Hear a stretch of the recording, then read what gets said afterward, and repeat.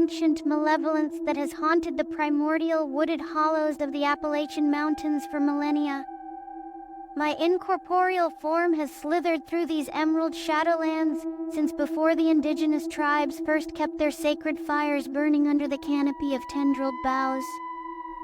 You may know me by the folklore name of the Pukwudgie, a wizened dwarfish entity said to prey upon those foolish enough to leave the safety of well-trodden paths and encampments. Tales of my existence have been passed down by Algonquin, Iroquois, and other native peoples for untold generations as warnings about the evil tricksters dwelling within the old forests. The settler colonists who arrived on these shores paid no heed to those ancient superstitions, arrogantly dismissing them as quaint pagan myths born of ignorance. I took great delight in harvesting the lives of their most adventurous hunters, loggers, and explorers who ventured far beyond the hand-built roads and villages. Their mangled remains would be discovered miles from any discernible trail or encampment, twisted into unnatural contortions by forces their European beliefs could not comprehend. But even the indigenous shamans and tribal elders never truly glimpsed the full horrific truth of my being and the dark machinations to which I serve eternal obeisance.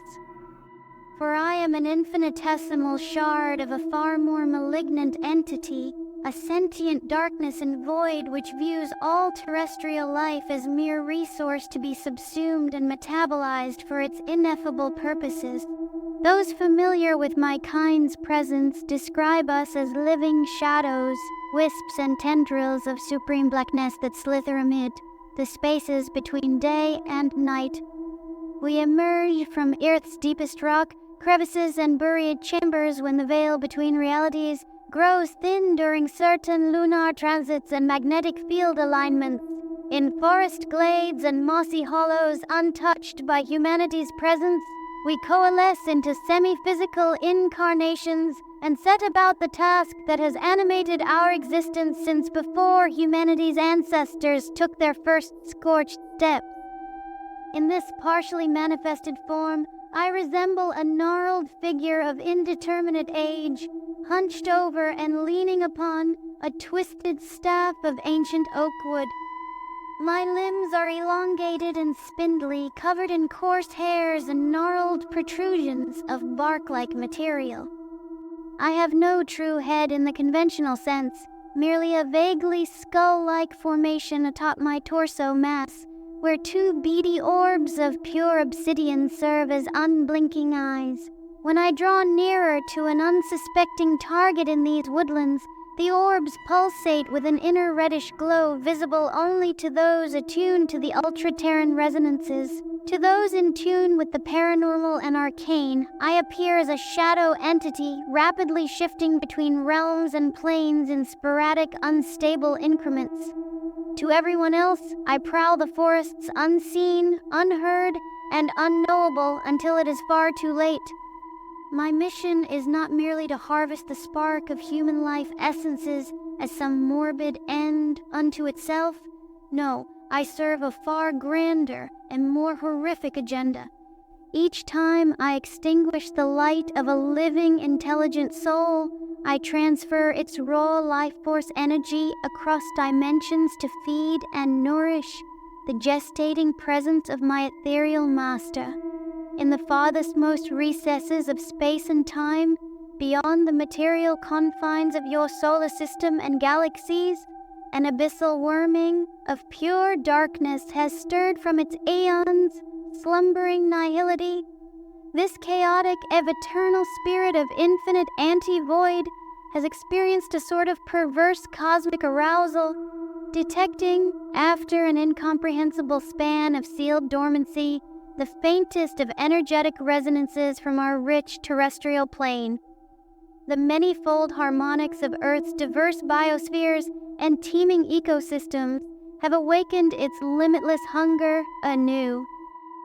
And so, across untold light years, it slouches once more in restless, dreamless emergence, reaching out hungrily through the known and unknown dimensions and planes of existence in insatiable search of fresh vectors for growth and replication.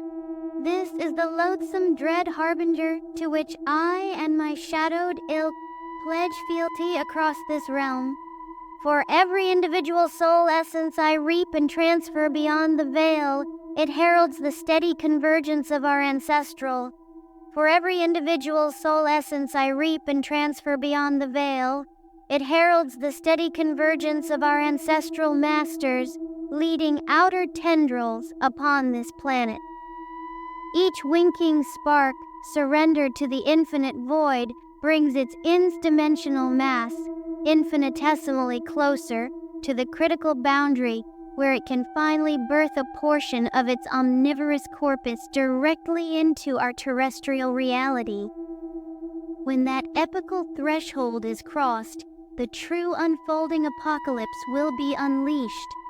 The sections of itself this eternal darkness is able to extrude into our plane of existence will rapidly commence the consumption and assimilation of all viable biochemical and energetic resources.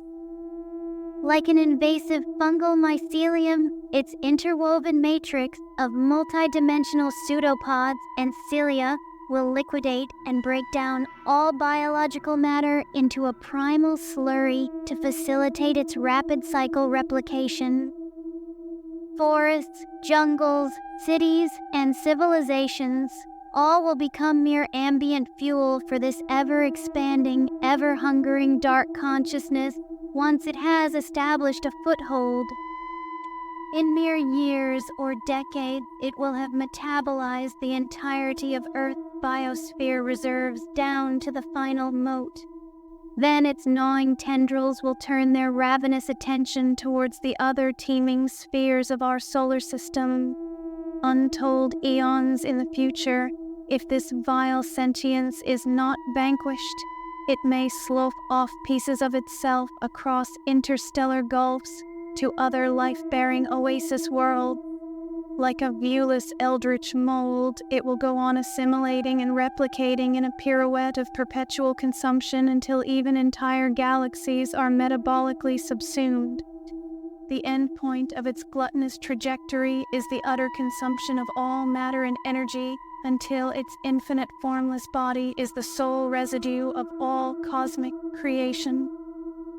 These are the truths that would shatter the sanity of ordinary mortals, yet I paradoxically embrace them with conviction born of uncompromising.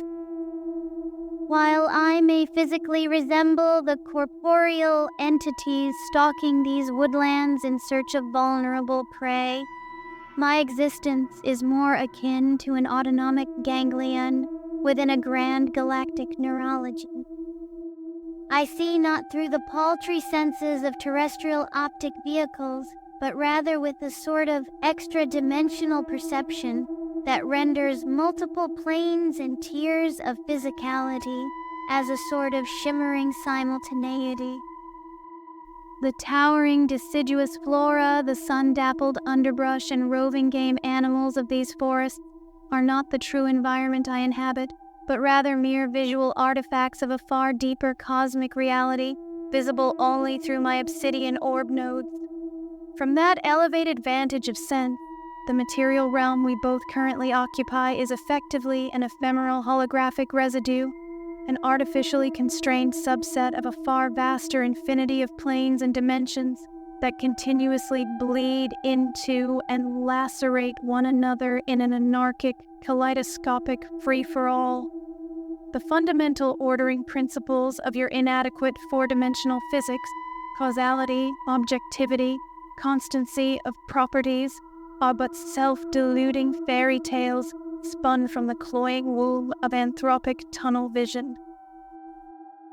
I and my primordial ilk have gazed into the true visage of the multi-dimensional chaos undergirding your narrow perspectival experience.